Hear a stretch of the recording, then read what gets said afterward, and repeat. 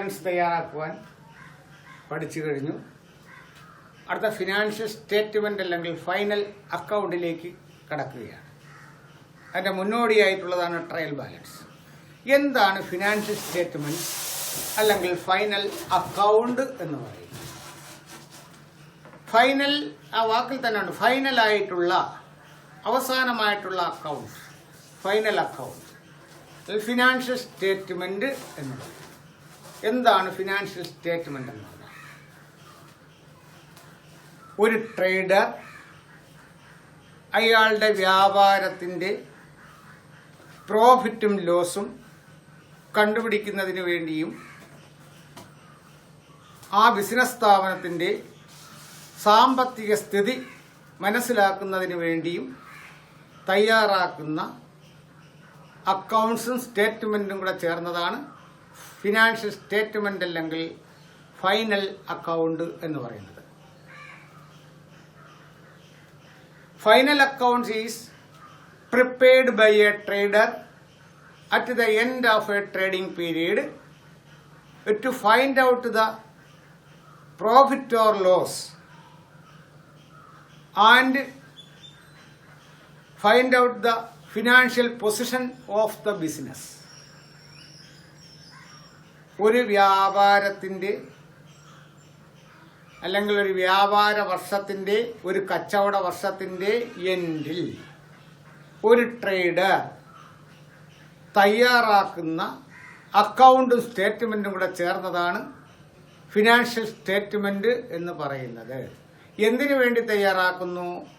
ലാഭവും നഷ്ടവും, ലാഭമാണോ നഷ്ടമാണോ എന്ന് കണ്ടുപിടിക്കുന്നതിന് വേണ്ടിയും അതുപോലെ ഫിനാൻഷ്യൽ പൊസിഷൻ, സാമ്പത്തിക സ്ഥിതി കണ്ടുപിടിക്കുന്നതിന് വേണ്ടിയും തയ്യാറാക്കുന്നതാണ് ഫിനാൻഷ്യൽ സ്റ്റേറ്റ്മെന്റ് അല്ലെങ്കിൽ ഫൈനൽ അക്കൗണ്ട് എന്ന് പറയുന്നത്. ഇത് രണ്ട് ഭാഗമായിട്ടാണ്. ഇൻകം സ്റ്റേറ്റ്മെന്റും അതുപോലെ തന്നെ ഫിനാൻഷ്യൽ പൊസിഷൻ മനസ്സിലാക്കുന്നതിന് വേണ്ടി ഫിനാൻഷ്യൽ സ്റ്റേറ്റ്മെന്റും, അങ്ങനെ രണ്ട് ഭാഗമായിട്ടാണ്. അപ്പോൾ ഫിനാൻഷ്യൽ സ്റ്റേറ്റ്മെന്റ് തയ്യാറാക്കുന്നത് എന്തിനാണെന്ന് ഞാൻ പറഞ്ഞു. ലാഭവും നഷ്ടവും കണ്ടുപിടിക്കുന്നതിന് വേണ്ടിയും അതുപോലെ തന്നെ സാമ്പത്തിക സ്ഥിതി മനസ്സിലാക്കുന്നതിന് വേണ്ടിയും തയ്യാറാക്കുന്ന ഒന്നാണ് ഫൈനൽ അക്കൗണ്ട് അല്ലെങ്കിൽ ഫിനാൻഷ്യൽ സ്റ്റേറ്റ്മെന്റ്. അപ്പൊ ഇൻകം സ്റ്റേറ്റ്മെന്റും പൊസിഷൻ സ്റ്റേറ്റ്മെന്റും എന്ന് പറയുന്നു. ഇൻകം സ്റ്റേറ്റ്മെന്റും പൊസിഷൻ സ്റ്റേറ്റ്മെന്റ് എന്ന് പറയുന്നു. അപ്പൊ ഇതിന് 3 ഭാഗങ്ങൾ ഉണ്ടായിരിക്കും. ഫിനാൻഷ്യൽ സ്റ്റേറ്റ്മെന്റിന് അല്ലെങ്കിൽ ഫൈനൽ അക്കൗണ്ടിന് 3 ഭാഗങ്ങൾ ഉണ്ടായിരിക്കും. അതിലൊന്ന് trading account, 2 profit and loss account, 3 balance sheet. Trading account എന്തിനു വേണ്ടി തയ്യാറാക്കുന്നു? ട്രേഡിംഗ് അക്കൗണ്ട് എന്ന് പറയുന്നത് സെയിൽസും പർച്ചേസും മാത്രമാണ് ഇതിൽ വരുന്നത്.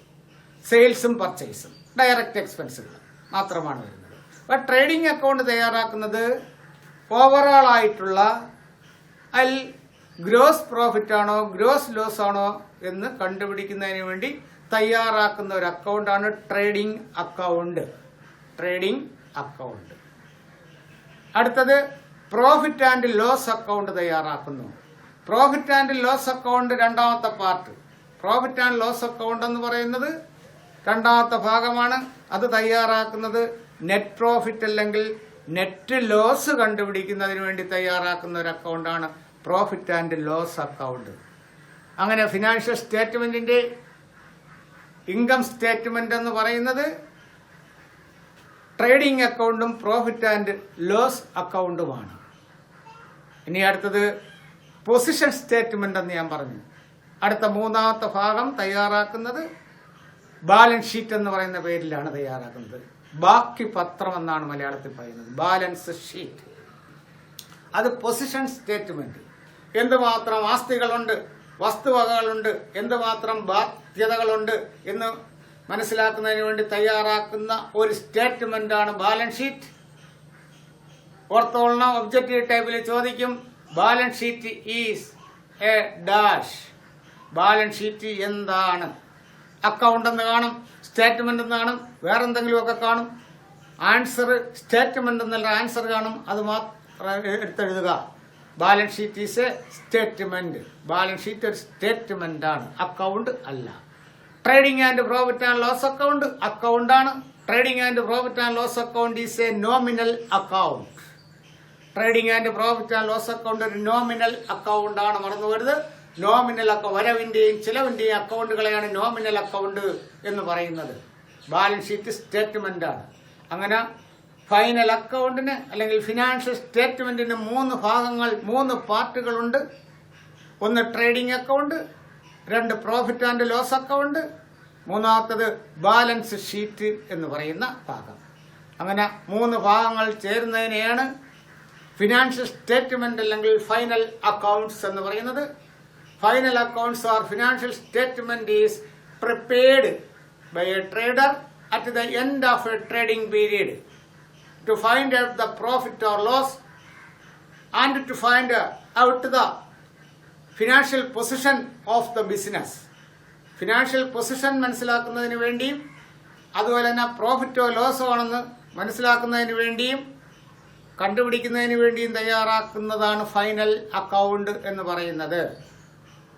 മറന്നുപോകരുത്, ഫിനാൻഷ്യൽ സ്റ്റേറ്റ്മെന്റ് തയ്യാറാക്കുന്നത് ഒരു വ്യാപാരത്തിലുണ്ടാകുന്ന നെറ്റ് പ്രോഫിറ്റ് അല്ലെങ്കിൽ നെറ്റ് ലോസ് കണ്ടുപിടിക്കുവാനും വേണ്ടിയും അതുപോലെ തന്നെ ഫിനാൻഷ്യൽ പൊസിഷൻ കണ്ടുപിടിക്കുന്നതിന് വേണ്ടിയും തയ്യാറാക്കുന്നതാണ് ഫൈനൽ അക്കൗണ്ട് അല്ലെങ്കിൽ ഫിനാൻഷ്യൽ സ്റ്റേറ്റ്മെന്റ് എന്ന് പറയുന്നത്. അപ്പോൾ ഫിനാൻഷ്യൽ സ്റ്റേറ്റ്മെന്റിന് 3 ഭാഗങ്ങളുണ്ടായിരിക്കും.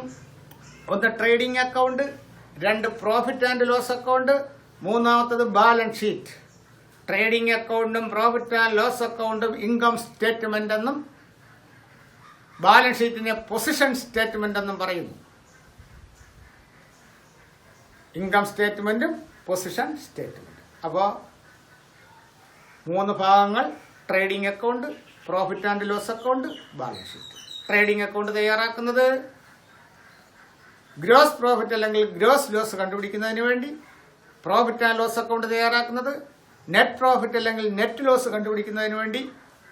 ബാലൻസ് ഷീറ്റ് തയ്യാറാക്കുന്നത് ഫിനാൻഷ്യൽ പൊസിഷൻ അല്ലെങ്കിൽ സാമ്പത്തിക സ്ഥിതി, സാമ്പത്തിക നില മനസ്സിലാക്കുന്നതിന് വേണ്ടി തയ്യാറാക്കുന്ന സ്റ്റേറ്റ്മെന്റാണ് ബാലൻസ് ഷീറ്റ്. അപ്പോൾ നമുക്ക് ആദ്യത്തെ ഭാഗം ട്രേഡിംഗ് അക്കൗണ്ട് തയ്യാറാക്കുവാൻ പഠിക്കാം. ട്രേഡിംഗ് അക്കൗണ്ട് തയ്യാറാക്കാൻ പഠിക്കുന്നതിന് മുമ്പായിട്ട്, എഴുതുന്നതിന് മുമ്പായിട്ട്, ഒരു ക്വസ്റ്റ്യൻ ചെയ്യുന്നതിന് മുമ്പായിട്ട് ചില കാര്യങ്ങൾ കൂടി പ്രധാനമായിട്ട് നിങ്ങൾ അറിഞ്ഞിരിക്കണം. ഞാൻ നിങ്ങളെ ക്ലാസ്സിൽ കോസ്റ്റ് ഓഫ് ഗുഡ്സ് സോൾഡ് പഠിപ്പിച്ചു. അതിൽ നിന്നും ഗ്രോസ് പ്രോഫിറ്റിൽ കണ്ടുപിടിക്കാൻ പഠിപ്പിച്ചു. കോസ്റ്റ് ഓഫ് ഗുഡ്സ് സോൾഡ് കണ്ടുപിടിച്ചു. അത് തന്നെയാണ് ആ കോസ്റ്റ് ഓഫ് സോൾഡ് കണ്ടുപിടിച്ച് സെയിൽസും കോസ്റ്റ് ഓഫ് ഗുഡ്സ് സോൾഡും തമ്മിലുള്ള വ്യത്യാസം നിങ്ങൾ ഗ്രോസ് പ്രോഫിറ്റ് ആയിട്ട് കണക്കാക്കി. കോസ്റ്റ് ഓഫ് ഗുഡ്സ് സോൾഡ് കുറവും അതുപോലെ സെയിൽസ് കൂടുതലുമാണെങ്കിൽ ഗ്രോസ് പ്രോഫിറ്റ് ഉണ്ടാകുന്നു. കോസ്റ്റ് ഓഫ് ഗുഡ്സ് സോൾഡ് കൂടുതലും സെയിൽസിന്റെ എമൗണ്ട് കുറവുമാണെങ്കിൽ ഗ്രോസ് ലോസ് ഉണ്ടാകുന്നു. കോസ്റ്റ് ഓഫ് ഗുഡ്സ് സോൾഡ് എന്ന് പറഞ്ഞാൽ വിൽക്കുന്ന സാധനത്തിന്റെ വിറ്റ സാധനത്തിന്റെ യഥാർത്ഥ വില. വിറ്റ സാധനത്തിന്റെ യഥാർത്ഥ വിലയും അതുപോലെ തന്നെ സെയിൽസും തമ്മിലുള്ള വ്യത്യാസമാണ് ലാഭമല്ലെങ്കിൽ നഷ്ടം എന്ന് പറയുന്നത്. അത് തയ്യാറാക്കി പഠിപ്പിച്ചു. അത് തന്നെയാണ് ട്രേഡിംഗ് അക്കൗണ്ടിലും എഴുതുന്നത്. അത് നമ്മൾ എഴുതിയതുപോലെ തന്നെയാണ് ട്രേഡിംഗ് അക്കൗണ്ടിലും എഴുതാൻ പോകുന്നത്. ഒരു വ്യത്യാസമല്ല. Cost of goods sold, sales, അത് തന്നെയാണ് ഇവിടെയും രണ്ട് ഭാഗങ്ങളിലായിട്ട് ഇടതും വലതും എഴുതുന്നത്. അപ്പൊ നമുക്ക് നോക്കാം. ട്രേഡിംഗ് അക്കൗണ്ട് തയ്യാറാക്കുമ്പോൾ ശ്രദ്ധിക്കേണ്ട കാര്യം.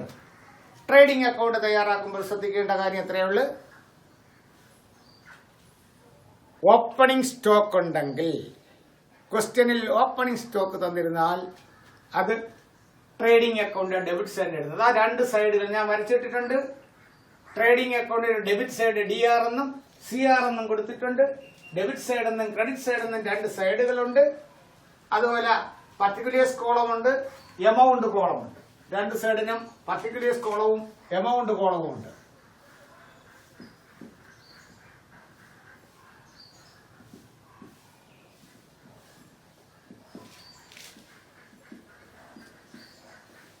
എമൗണ്ട് കോളം, പർട്ടിക്കുലേഴ്സ് കോളമുണ്ട്, എമൗണ്ട് കോളമുണ്ട്. അത് ശ്രദ്ധിച്ചിരിക്കുക.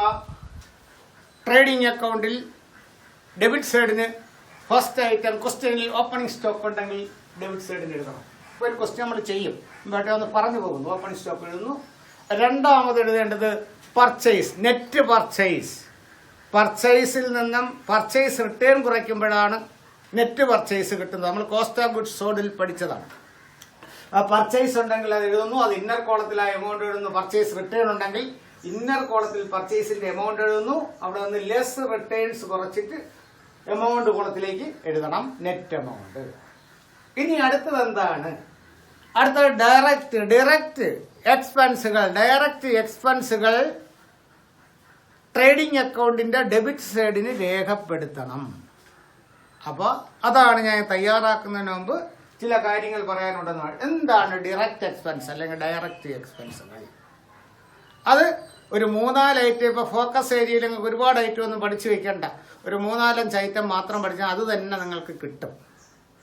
ഡയറക്റ്റ് എക്സ്പെൻസുകൾ എന്താണ്? ഡയറക്റ്റ് എക്സ്പെൻസ് ഒരു ഗുഡ്സ് സെയിലബിൾ കണ്ടീഷൻ ആകുന്നത് വരെയുള്ള എല്ലാ ചെലവുകളെയും ഡയറക്റ്റ് എക്സ്പെൻസ് എന്ന് പറയുന്നു. നമ്മൾ സോപ്പ് ഉൽപ്പാദിപ്പിക്കുന്ന ഒരു കമ്പനിയാണത്. സോപ്പ് നിർമ്മിച്ച് നമ്മൾ വിൽക്കുന്നു. അതിന് റാ മെറ്റീരിയൽസ് എല്ലാം അവിടെ കൊണ്ടുവരുന്നു. നമ്മുടെ സ്ഥാപനത്തിൽ നമ്മളെ ഫാക്ടറിയിലേക്ക് കൊണ്ടുവരുന്നു. ഫാക്ടറിയിൽ കൊണ്ടുവന്ന് റാ മെറ്റീരിയൽ അസംസ്കൃത വസ്തുക്കൾ കൊണ്ടുവന്ന് അത് സോപ്പ്, അതായത് വിൽക്കാൻ തക്ക കണ്ടീഷൻ, സോപ്പ് ഉണ്ടാക്കി വിൽക്കാൻ തക്ക കണ്ടീഷൻ ആകണം. അപ്പോൾ അതുവരെയുള്ള എല്ലാ ചെലവുകളെയും ഡയറക്റ്റ് എക്സ്പെൻസ് എന്ന് പറയുന്നു. അവിടുന്ന് പർച്ചേസ് ചെയ്തേണ്ടി വരുന്നു. ആ പർച്ചേസ് എന്ന് പറയുന്ന ഡയറക്റ്റ് എക്സ്പെൻസ് ആണ്. അതുപോലെ തന്നെ അപ്പോഴത്തേക്ക് നമ്മൾ വേജസ് കൊടുക്കുന്നത്, കൊണ്ടുവരാൻ വേണ്ടി വേജസ് കൊടുക്കേണ്ടി വന്നു. അവിടെ കൊണ്ടുവന്ന് അവിടെ അത് ഉൽപ്പാദിപ്പിക്കുവാൻ വേണ്ടി അവിടെ ജോലി ചെയ്ത തൊഴിലാളികൾക്ക് വേജസ് കൊടുക്കേണ്ടി വന്നു. അത് ഡയറക്റ്റ് എക്സ്പെൻസ് ആണ്. അതുപോലെ നമ്മൾ സാധനങ്ങൾ പർച്ചേസ് ചെയ്ത്, റാ മെറ്റീരിയൽസ് പർച്ചേസ് ചെയ്ത് കൊണ്ടുവന്നപ്പോൾ ക്യാരിയേജ് കൊടുക്കേണ്ടി വന്നു. ആ ക്യാരിയേജ് ഇൻവേർഡ് എന്ന് പറയുന്നത്, അല്ലെങ്കിൽ ക്യാരിയേജ് ഓൺ പർച്ചേസ് എന്ന് പറയുന്നത് ഡയറക്റ്റ് എക്സ്പെൻസ് ആണ്. ഇനി തുറമുഖത്തൊക്കെ നമുക്ക് ഫ്രൈറ്റ് കൊടുക്കേണ്ടി വരുന്നു. ആ ഫ്രൈറ്റ് എന്ന് പറയുന്നത് എന്താണ്? ഡയറക്റ്റ് എക്സ്പെൻസ് ആണ്. അതുപോലെ നമ്മളെ ഫാക്ടറിക്കകത്ത് പവറും ഫ്യൂവലും ഒക്കെ ഉപയോഗിക്കേണ്ടി വരുന്നു. ഇലക്ട്രിസിറ്റി ഉപയോഗിക്കേണ്ടി വരുന്നു, ഗ്യാസ് ഉപയോഗിക്കേണ്ടി വരുന്നു, വാട്ടർ ഉപയോഗിക്കേണ്ടി വരുന്നു. ഇതെല്ലാം ഡയറക്റ്റ് എക്സ്പെൻസ് ആണ്. പിന്നെ റോയൽറ്റി കൊടുക്കേണ്ടി വരുന്നു. അങ്ങനെയുള്ളതെല്ലാം ഡയറക്റ്റ് എക്സ്പെൻസ് ആണ്. അപ്പോൾ നിങ്ങൾ ഒരു 4 പഠിച്ചു വെച്ചിരുന്നാൽ മതി. ഡയറക്റ്റ് ഞാൻ 8 എഴുതി തരാം. 3-4 നിങ്ങൾ കൃത്യമായിട്ട് സാധാരണ ചോദിക്കുന്ന ഒരു ഡയറക്റ്റ് എക്സ്പെൻസ് എപ്പോഴും വേജസ് ആയിരിക്കും. വേജസ് എപ്പോഴും കാണും. അത് ഡയറക്റ്റ് എക്സ്പെൻസ് ആണ്. ഇനി ക്യാരിയേജ് ഇൻവേർഡ് എന്നോ വെറും ക്യാരിയേജ് എന്നോ അല്ലെങ്കിൽ ക്യാരിയേജ് ഓൺ പർച്ചേസ് എന്നോ പറഞ്ഞിരുന്നാൽ അതും ഡയറക്റ്റ് എക്സ്പെൻസ് ആണ്. ഈ 3 പേരും പഠിച്ചു വെച്ചേക്കണം, ഇല്ലെങ്കിൽ തെറ്റിപ്പോകും. കാരണം പ്രോഫിറ്റ് ആൻഡ് ലോസിൽ വേറൊരു എക്സ്പെൻസ് ക്യാരിയേജ് വരും. അതുകൊണ്ടാണ് പറയുന്നത് ക്യാരിയേജ് എന്നോ ക്യാരിയേജ് ഇൻവേർഡ് എന്നോ ക്യാരിയേജ് ഓൺ പർച്ചേസ് എന്നോ പറഞ്ഞാൽ അത് ഡയറക്റ്റ് എക്സ്പെൻസ് ആണ്. അടുത്തത് ഫ്രൈറ്റ്, FREIGHT. ഫ്രൈറ്റ് എന്ന് പറയുന്ന ഡയറക്റ്റ് എക്സ്പെൻസ്. റോയൽറ്റി എന്ന് പറയുന്ന ഡയറക്റ്റ് എക്സ്പെൻസ്. റോയൽറ്റി ഇത്രയൊക്കെ പഠിച്ചു വെച്ചിരുന്നാൽ മതി. അപ്പോൾ ഈ എക്സ്പെൻസുകൾ ഏതെങ്കിലും ഉണ്ടെങ്കിൽ, അതുപോലെ മാനുഫാക്ചറിങ് എക്സ്പെൻസ്, പ്രൊഡക്റ്റീവ് എക്സ്പെൻസ് എന്നൊക്കെ പറയും. ഇതെല്ലാം മാനുഫാക്ചർ ചെയ്യുവാൻ വേണ്ടിയുള്ള എക്സ്പെൻസ്, പ്രൊഡക്ഷൻ നടത്തുവാൻ വേണ്ടിയുള്ള എക്സ്പെൻസ് എന്നൊക്കെ പറയുന്നത് എല്ലാം ഡയറക്റ്റ് എക്സ്പെൻസ് ആയിരിക്കും. അതെല്ലാം പർച്ചേസിന്റെ തൊട്ട് താഴെ ഡെബിറ്റ് സൈഡിന് ഏതെല്ലാം തന്നിട്ടുണ്ടോ അതെല്ലാം എടുത്തിടുക. അപ്പോൾ ഡെബിറ്റ് സൈഡ് അങ്ങനെ ചെയ്യും. അപ്പോൾ ഡെബിറ്റ് സൈഡിന് എഴുതേണ്ട ഒരു ഐറ്റങ്ങൾ പറഞ്ഞു തരുന്നു. 1 ഓപ്പണിംഗ് സ്റ്റോക്ക്, 2 പർച്ചേസസ് എഴുതുമ്പോൾ ട്രയൽ ബാലൻസിൽ തന്നിരിക്കുന്ന ക്വസ്റ്റ്യനിൽ പർച്ചേസ് റിട്ടേൺ ഉണ്ടോ എന്ന് നോക്കണം, അല്ലെങ്കിൽ റിട്ടേൺ ഔട്ട് വേഴ്സ് ഉണ്ടോ എന്ന് നോക്കണം. അങ്ങനെ റിട്ടേൺ ഔട്ട് വേഴ്സ് ഉണ്ടെങ്കിൽ ആ പർച്ചേസിൽ നിന്നും അത് കുറവ് ചെയ്യണം. കുറവ് ചെയ്തിട്ട് എമൗണ്ട് കൊടുത്തിൽ നെറ്റ് എമൗണ്ട് എഴുതാവും. അതിനുശേഷം ഡയറക്റ്റ് എക്സ്പെൻസുകൾ ഏതൊക്കെയാണോ തന്നിരിക്കുന്നത് അതെല്ലാം എടുത്തെഴുതാം. അപ്പോൾ ഡെബിറ്റ് സൈഡ് തീരുന്നു. ഇനി അടുത്ത ക്രെഡിറ്റ് സൈഡിലേക്ക് പോകുന്നു. ക്രെഡിറ്റ് സൈഡിലേക്ക് പോകുമ്പോൾ നമുക്ക് അടുത്ത ഇൻകം ആണ്. ഇൻകം ക്രെഡിറ്റ് സൈഡിന് സെയിൽസ് എഴുതുമ്പോൾ ക്വസ്റ്റ്യനിൽ സെയിൽസ് കാണും. സെയിൽസ് എഴുതുമ്പോൾ സെയിൽസ് റിട്ടേൺ എന്നോ റിട്ടേൺ ഇൻവേർഡ് എന്നോ കാണുന്ന ഒരു ഐറ്റം ഉണ്ടെങ്കിൽ സെയിൽസ് എന്ന ക്രെഡിറ്റ് സൈഡിന് എഴുതി ഇന്നർ കോളത്തിൽ സെയിൽസിന്റെ എമൗണ്ട് എഴുതിയിട്ട് അതിന് തൊട്ട് താഴെ ലെസ് സെയിൽസ് റിട്ടേൺ എന്ന് എഴുതി ആ എമൗണ്ട് കുറവ് ചെയ്തതിനു ശേഷം ബാക്കി എമൗണ്ട് കോളത്തിൽ എഴുതുക. അടുത്തത് അഡ്ജസ്റ്റ്മെന്റിലെ ക്ലോസിംഗ് സ്റ്റോക്ക് ക്രെഡിറ്റ് സൈഡിൽ. അഡ്ജസ്റ്റ്മെന്റിലെ ക്ലോസിംഗ് സ്റ്റോക്ക് പ്രത്യേകം ശ്രദ്ധിച്ചോളണം. എപ്പോഴും നിങ്ങൾ ഓർത്തിരിക്കണം, അഡ്ജസ്റ്റ്മെന്റിലെ ക്ലോസിംഗ് സ്റ്റോക്ക് ക്രെഡിറ്റ് സൈഡിലാണ്. തീർന്നു. ഇനി ഏത് എമൗണ്ട് കോളമാണോ കൂടുതൽ ആ സൈഡ് കൂട്ടുന്നു. വ്യത്യാസം കണ്ടുപിടിക്കുമ്പോൾ ഒന്നെങ്കിൽ ഗ്രോസ് പ്രോഫിറ്റ് അല്ലെങ്കിൽ ഗ്രോസ് ലോസ്. നമുക്ക് ഉടനെ ഒരു ക്വസ്റ്റ്യൻ ചെയ്യാം. അപ്പൊ ഒരു ക്വസ്റ്റ്യൻ എഴുതുക. അതിനു മുമ്പായിട്ട് ഡയറക്റ്റ് എക്സ്പെൻസുകൾ ഏതാണെന്നും ഇൻഡയറക്റ്റ് എക്സ്പെൻസുകൾ ഏതാണെന്നും ഇൻഡയറക്റ്റ് ഇൻകങ്ങൾ ഏതാണെന്നും ഒന്ന് എഴുതി വെക്കണം. എഴുതി വെച്ചതിന് ശേഷം മാത്രം നമുക്ക് ട്രേഡിംഗ് അക്കൗണ്ട് തയ്യാറാക്കാൻ പഠിക്കാം. അപ്പോൾ ഡയറക്റ്റ് എക്സ്പെൻസുകൾ എവിടെയാണ് എഴുതുന്നത്? ട്രേഡിംഗ് അക്കൗണ്ടിന്റെ ഡെബിറ്റ് സൈഡിന്. ഇൻഡയറക്റ്റ് എക്സ്പെൻസുകൾ എഴുതുന്നത് പ്രോഫിറ്റ് ആൻഡ് ലോസ് അക്കൗണ്ടിന്റെ ഡെബിറ്റ് സൈഡിന്. ഇൻഡയറക്റ്റ് ഇൻകങ്ങൾ എഴുതുന്നത് പ്രോഫിറ്റ് ആൻഡ് ലോസ് അക്കൗണ്ടിന്റെ ക്രെഡിറ്റ് സൈഡിന്. ഒന്നുകൂടെ ആവർത്തിക്കുന്നു. ട്രേഡിംഗ് അക്കൗണ്ടിൽ ഡെബിറ്റ് സൈഡിന് ഡയറക്റ്റ് എക്സ്പെൻസ് മാത്രമാണ് എഴുതുന്നത്. പ്രോഫിറ്റ് ആൻഡ് ലോസ് അക്കൗണ്ടിലാണ് ഇൻഡയറക്റ്റ് എക്സ്പെൻസുകൾ എഴുതുന്നത്. ഗുഡ്സ് സെയിലബിൾ കണ്ടീഷൻ ആകുന്നത് വരെയുള്ള എക്സ്പെൻസിന് ഡയറക്റ്റ് എക്സ്പെൻസ് എന്നും അതിനുശേഷം ആ ഗുഡ്സ് വിൽക്കുവാൻ വേണ്ടി ഉണ്ടാകുന്ന എക്സ്പെൻസുകളെ സെല്ലിംഗ് ആൻഡ് ഡിസ്ട്രിബ്യൂഷൻ എക്സ്പെൻസ് എന്ന് പറയുന്നു. സെല്ലിംഗ് ആൻഡ് ഡിസ്ട്രിബ്യൂഷൻ എക്സ്പെൻസുകളെല്ലാം ഇൻഡയറക്റ്റ് എക്സ്പെൻസ് എന്ന് പറയുന്നു.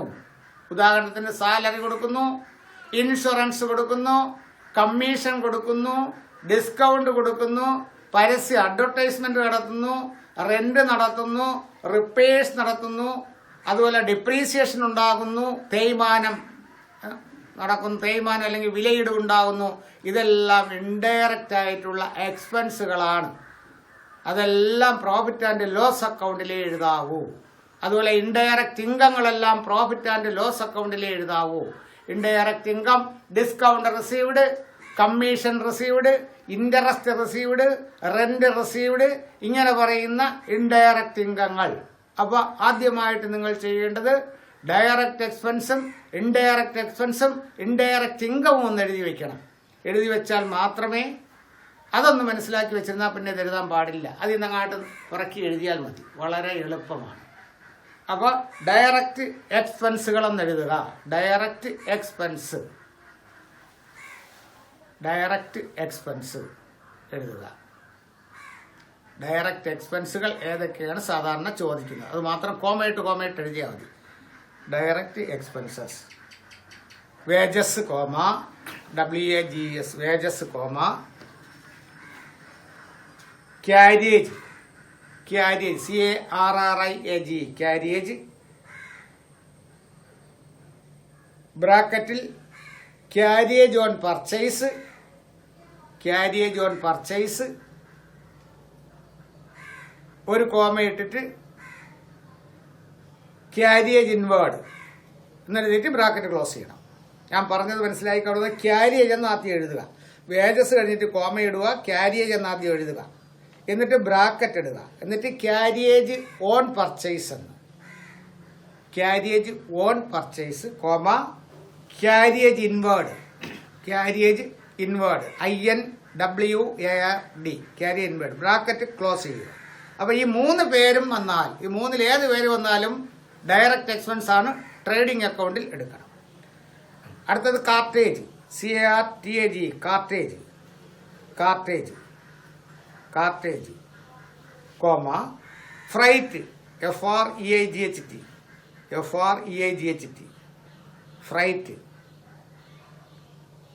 ഫ്രൈറ്റ്. അടുത്തത് ഫാക്ടറി എക്സ്പെൻസസ് കോമയിട്ട് എഴുതിയാൽ മതി. Factory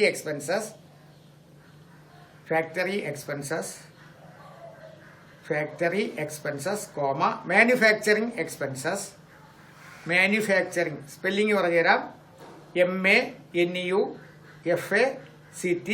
MANUFACTURING manufacturing expenses comma royalty ROYALTY royalty comma customs duty comma power and fuel. Power POWER, power and fuel FUEL, ഇന്ധനം. ഇത്രയൊക്കെ മതി. അടുത്തത് ഇൻഡയറക്റ്റ് എക്സ്പെൻസ് എന്ന് എഴുതുക. എന്നിട്ട് വരെ എഴുതുക. Indirect expenses. Indirect expenses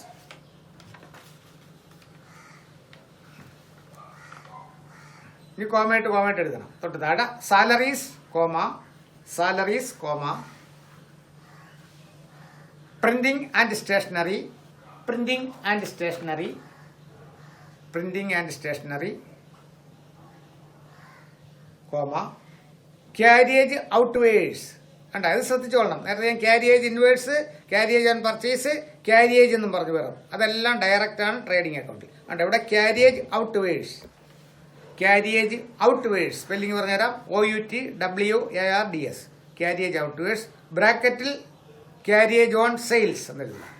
ബ്രാക്കറ്റിനകത്ത് carriage on sales, അങ്ങനെ ചോദിക്കാം. Carriage on sales, bracket close ചെയ്യുക. Carriage on sales. എന്നിട്ട് postage,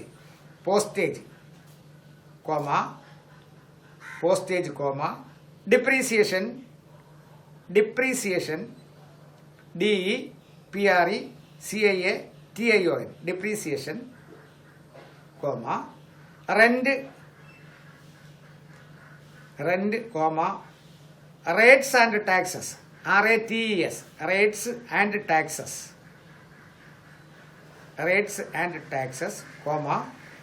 insurance, bad debts, DEBTS, bad debts, discount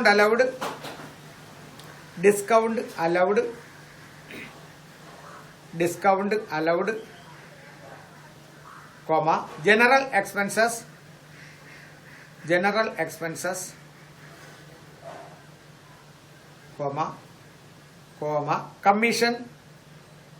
commission, repairs, REPAIRS, repairs, advertising, spelling ADVERTISING,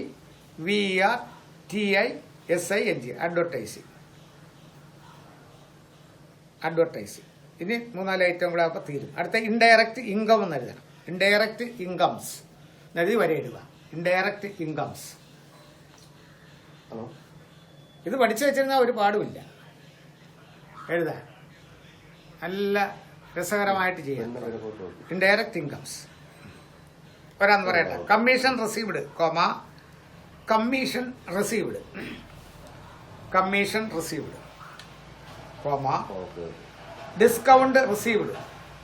discount received,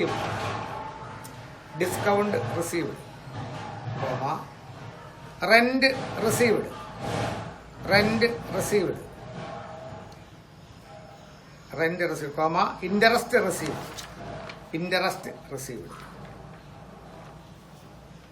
interest received.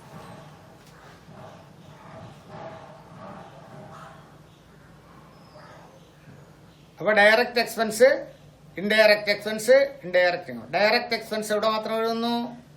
Trading അക്കൗണ്ടിൽ. Indirect expense profit and loss അക്കൗണ്ടിൽ, indirect income profit and loss അക്കൗണ്ടിൽ. ആദ്യം trading account തയ്യാറാക്കാൻ പഠിക്കുന്നു.